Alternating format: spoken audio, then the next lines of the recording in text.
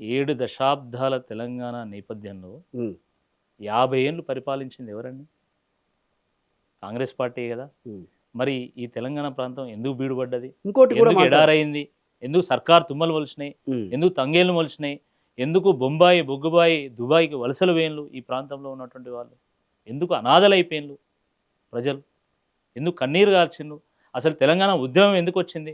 తెలంగాణ ఉద్యమంలో 1100 మంది ఎవరి కోసం అసలు బాసిండ్లు? దీనికి సమాధానం ఉందా కాంగ్రెస్ పార్టీ? అసలు ఈ ప్రజలు ఎవరి మీద తిరగబడ్డారు? కాంగ్రెస్ పార్టీ మీద కాదా? ఎందుకు తిరగబడ్డారు? మీరు మా బతుకులు మొత్తం బుగ్గిపాలు చేసిండ్రు కాబట్టి, మొత్తం ఒక బానిస బతుకులు చేసిండ్రు కాబట్టి ప్రజలు తిరగబడ్డారు మీ మీద.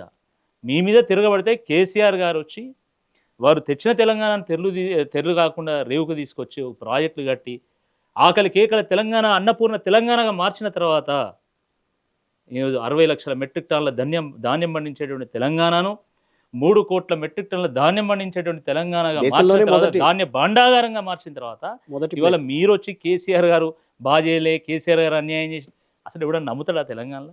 తెలంగాణలో పోనీ ఆంధ్రాలో అయినా నమ్ముతారా? దేశంలో ఎవడన్నా నమ్ముతాడా కేసీఆర్ గారు తెలంగాణకు అన్యాయం చేసినంటే? హ్మ్. అసలు మీకు సాగునీటి ప్రాజెక్టు విషయంలో మీకు ఏబీసీలు వచ్చా?